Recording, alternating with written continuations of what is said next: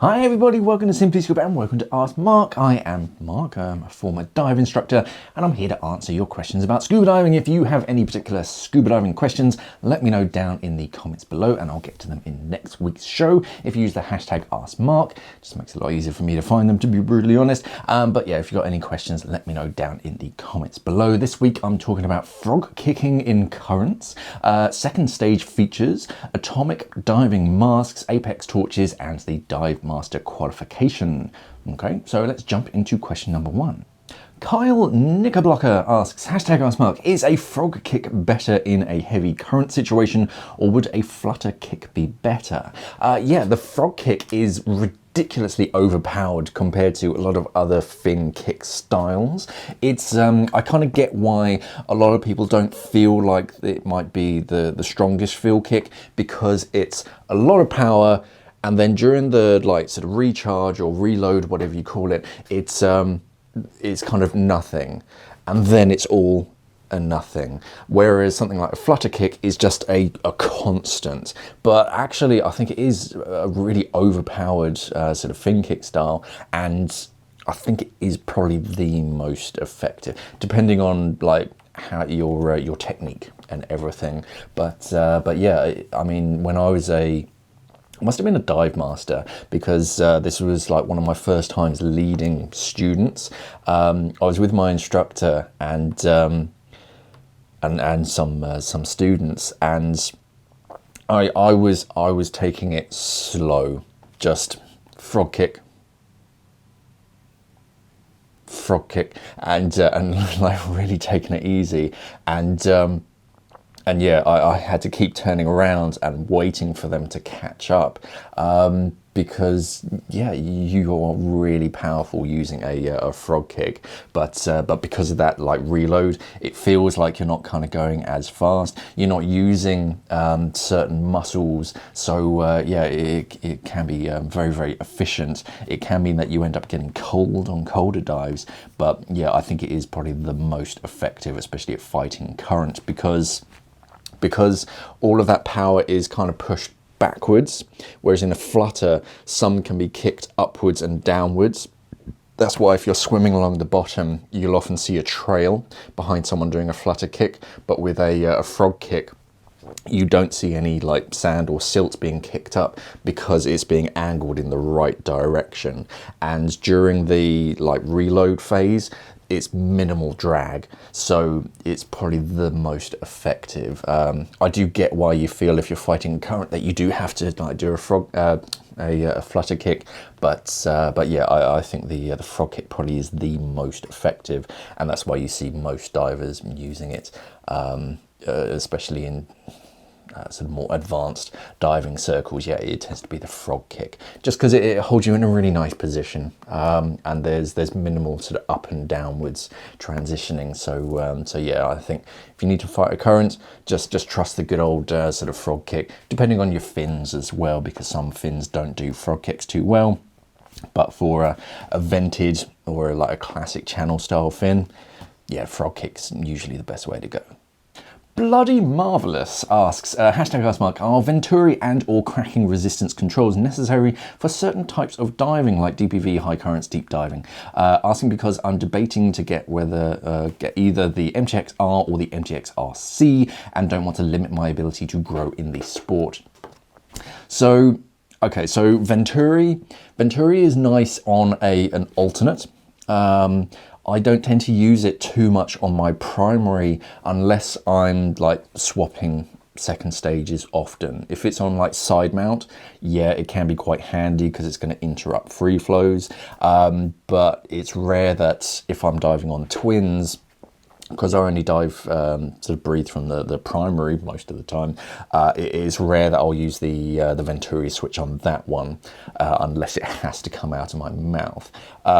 Similar thing with the breathing adjustment, to be honest, in that if it's in my mouth, it's dialed all the way out, but whenever it comes out, I'll dial it in, so it's less likely to free flow whenever it's out of my mouth. But for an alternate, I'm not too worried about it. For a primary, yeah, it's quite useful. It's quite useful for like long-term storage as well, because you can take some of the pressure off of that sealing surface on that second stage, because it basically releases some of the tension on the spring on the inside. So it's gonna, or it's not going to bed in quite as much over time during long-term storage. If you're comparing the MTX-R and the MTX-RC, the main one is, or the main reason why they made the MTX-RC is because the MTX-R is quite a stiff breathe.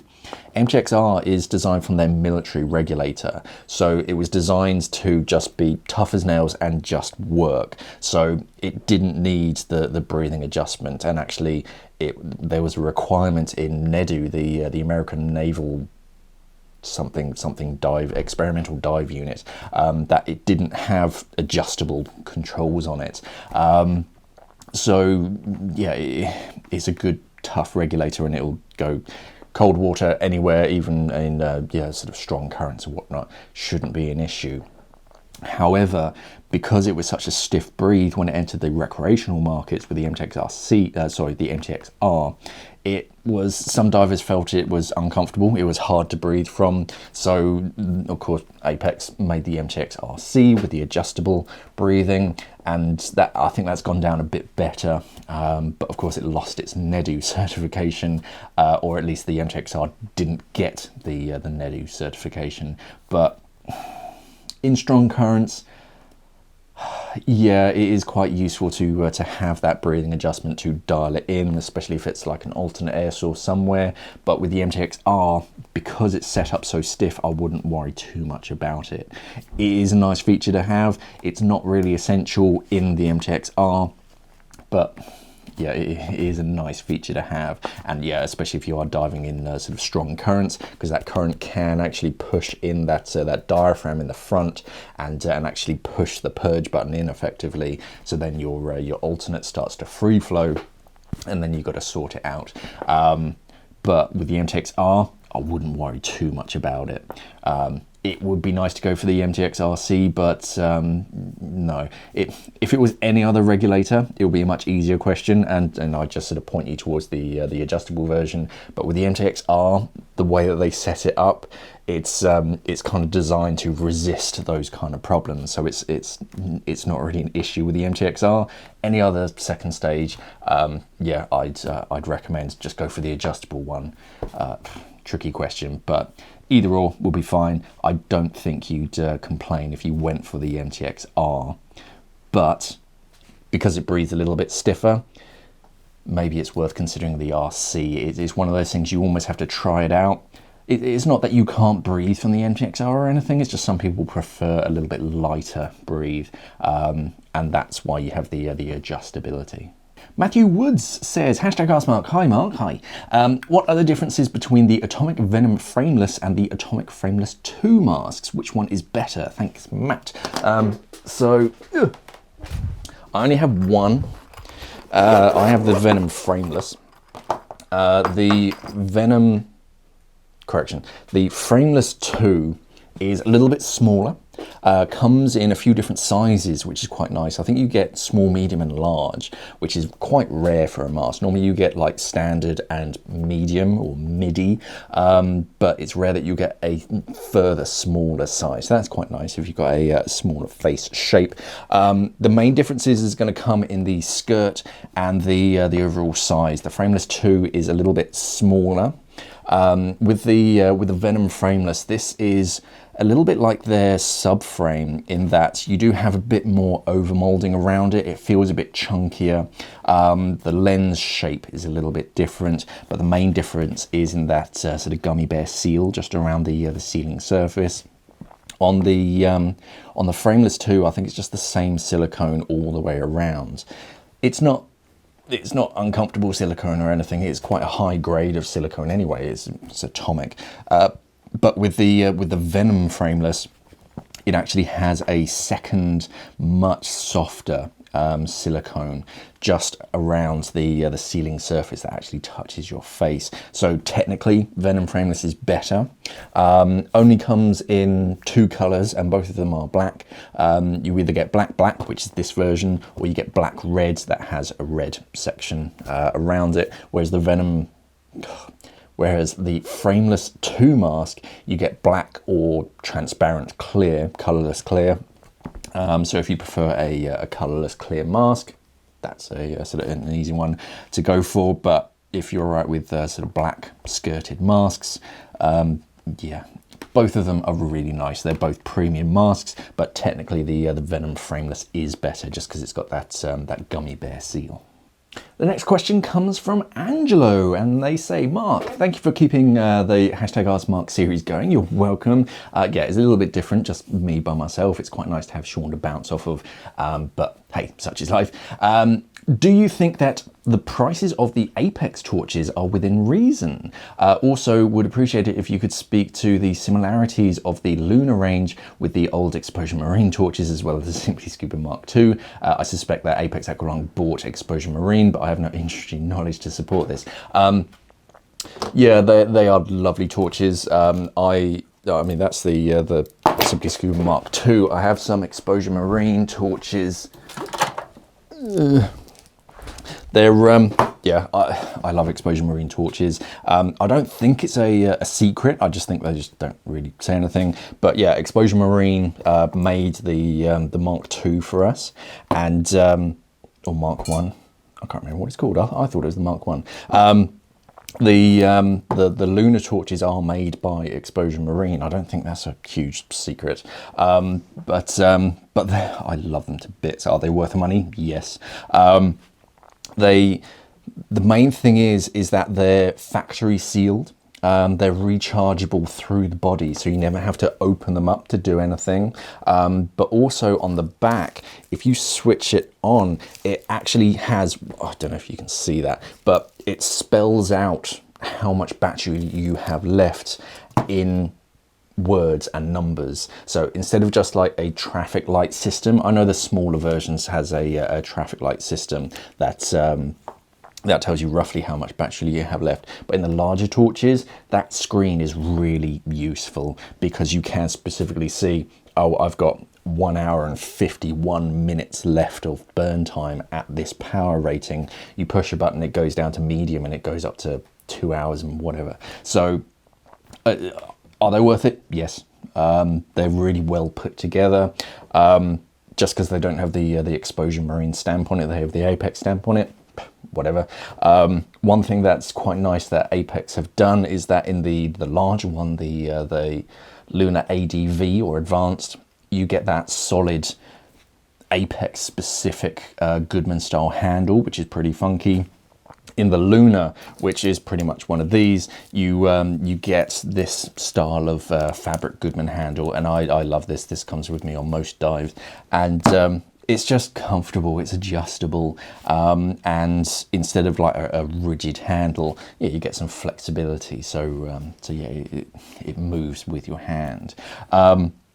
Yeah, I can't fault them at all, but no, I don't think Apeks Aqualung have bought Exposure Marine. I think it's more sort of like what we did, and we just can't think of the word.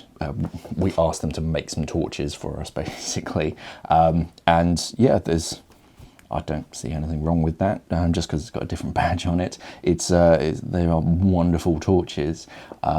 But no, they don't own Exposure Marine. I think it's just a business. Can you make some torches and just put our name on it, basically? Tom Van Zanten asks, when would be an appropriate time to go for the DiveMaster certification? I've done my rescue diver past July, have 82 dives, but I'm not sure if that's enough experience. Thank you in advance, #AskMark. Yeah, whenever.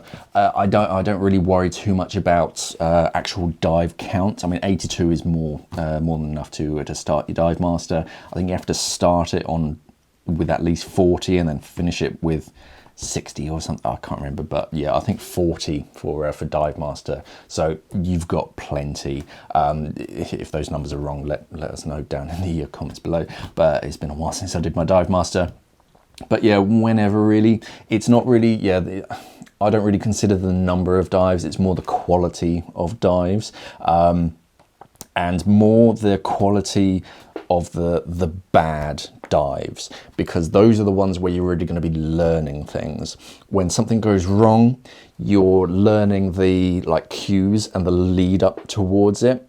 If you hear a little bit of a hiss coming from a sort of a regulator or something, and then a few seconds later you hear the pop as the O-ring blows. Those kind of things, and small streams of bubbles coming from things, like the look of student divers just before they're going to panic. So all these kind of things leading up to an incident, those are the kind of dives that I really sort of value for a DiveMaster candidate, because it's all well and good if you've done 1,000 dives in crystal clear blue waters and everything's fine, nothing's ever gone wrong, but that's not really what you're there for. You're there for should something go wrong. But whenever, I'd recommend going in now, whilst you're still sort of keen and up for it, and yeah, spend time with the dive school. Don't try and rush it, because you need that experience with real students,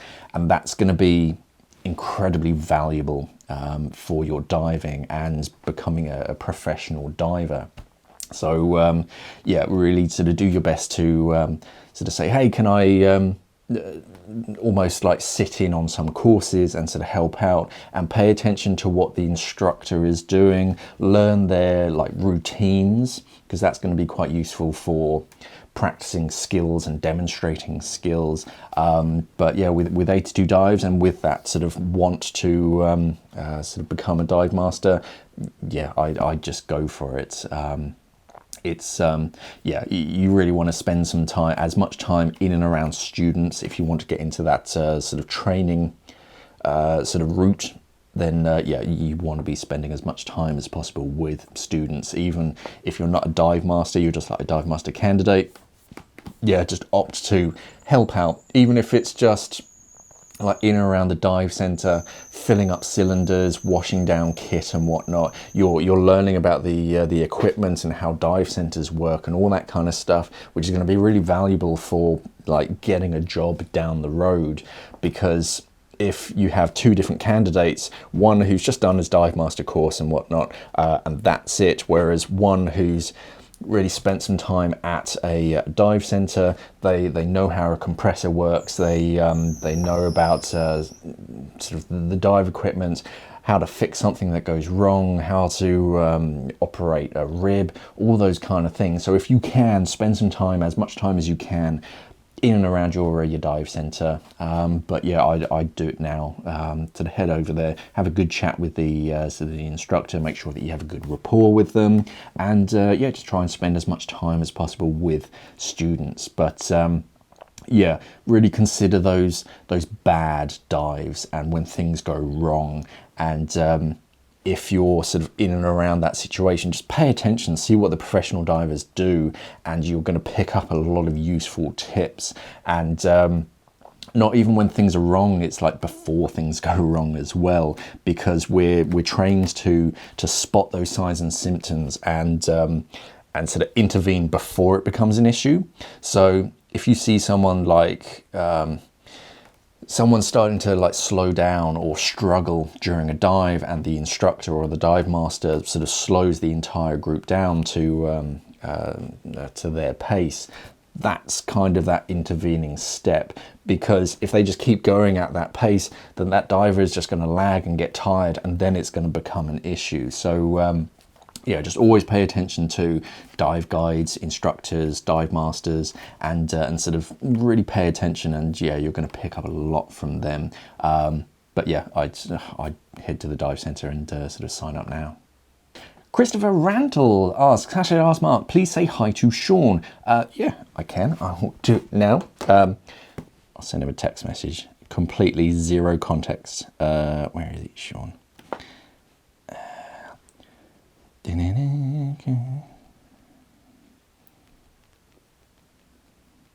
Rantel says hi.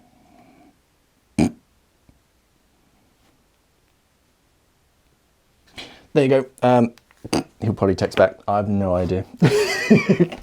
Anyway, from what I can see, the Perdix AI came out in 2015, probably. It's been out a while. The question, has the Perdix AI had any changes since its release? And are there any changes coming in the near future? Thanks, cheers. Yeah, so you get regular software updates from Shearwater. They're pretty good with that, and they're free to download. If you have the app on your phone or on your desktop, you can just pair your Perdix, and then that will sort of update the firmware. As far as physicalities, I don't think it's physically changed, or what you get in the box has changed. It's more the sort of the internals. They just sort of update it from time to time just to make sure that it's what you call it is sort of, they do lots of bug fixes, and they have full discrepancy or no, full clarity on the on their website. There's actually a section where it breaks down all of their updates and what's included. It's a lovely feature, and you do see it on quite a lot of companies nowadays. But I don't think you're going to get too much of a sort of upgrade, at least in the near future. Nothing that I've heard. They did it with the petrol, where you got the titanium bezel. That was quite cool, but they haven't done that for the Perdix yet. They haven't announced it. I've not heard anything on the grapevine. They might do it, but I don't know. Hopefully, well, actually, no, not hopefully, because then my old Perdix, I'm going to get all envious, and I'm going to want a titanium bezel. I don't think so. The Perdix does pretty well as it is. It sells pretty well, so I can't imagine they're going to change it. But yeah, going forwards, it's mainly firmware updates. So yeah, it is always as up to date as possible, and it sort of sometimes it adds new features, but usually it's like bug fixes where people have found an issue. They mention it to Shearwater, and then they create a firmware update to correct them. Sean has text back. He says, "Hi, Christopher," and then he just rambles on, typical Sean. Yeah. If you have any questions, sorry, that's it for this week's show. If you have any questions, then let me know down in the comments below. If you use the hashtag AskMark, it just makes it a lot easier for me to find. If your comment doesn't pop up, don't worry. That's actually the YouTube filter. I don't think it likes the hashtag, but don't worry. It's gone through. It's got through to me. You can use it at the beginning or the end of the comment. Doesn't really matter. But yeah, if you have any burning questions that you want me, or even corrections to anything that I've said, yeah, pop them down in the comments below, and I will address them in next Friday's Ask Mark. Yeah, don't forget to head over to simplyscuba.com. We do sell some pretty interesting dive stuff, including Apeks Lunar Torches and the Perdix AI. Anyway, that's it. Thank you for watching, everybody, and of course, safe diving.